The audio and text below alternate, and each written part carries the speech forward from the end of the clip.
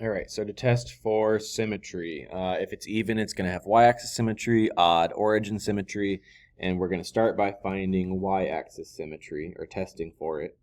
And that's if you plug in negative x for your x's,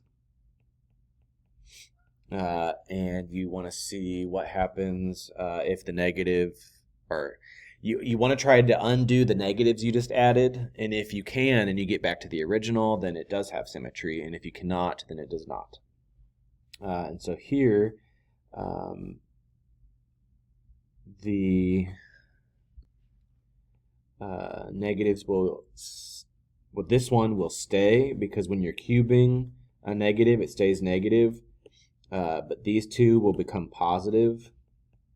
And so we do not have y-axis symmetry because it is not the same. So no there. Origin, we're going to plug in a negative y for y and a negative x for x. And so we're going to have negative y is negative x cubed, and then those can change to plus. I'm going to try to get rid of my negative on the y by dividing by -1. So that'd be positive x cubed and negative x. And now we are back to the original problem. So then that would mean we have origin symmetry, which means that it is odd because of what I'm saying up here. So that means it is an odd function. All right, let's do the same thing for b. So let's test for y-axis. And we're going to plug in a negative x. And then we are going to square that negative, and you're going to get positive x squared. And we get back to the original. So then that is, yes, it is y-axis, which means it is even. We don't need to test for odd if we already know it's even.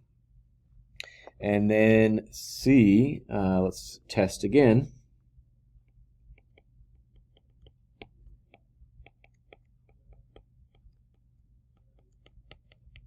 Okay, so here when I square this negative, it goes away. But this negative and the positive make a negative. So that is different from the original function. So it is not y-axis symmetry. Let's test for origin. We're going to plug in a negative y, and we're going to plug in negative x.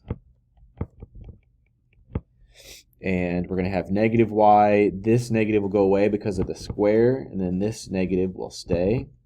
And then I'm going to move the negative on the y and divide that to the other side. So that's going to be negative x squared and positive x. And now that is different from the original. So there is no y-axis or origin symmetry, so this one is neither. And that is the end of this lesson.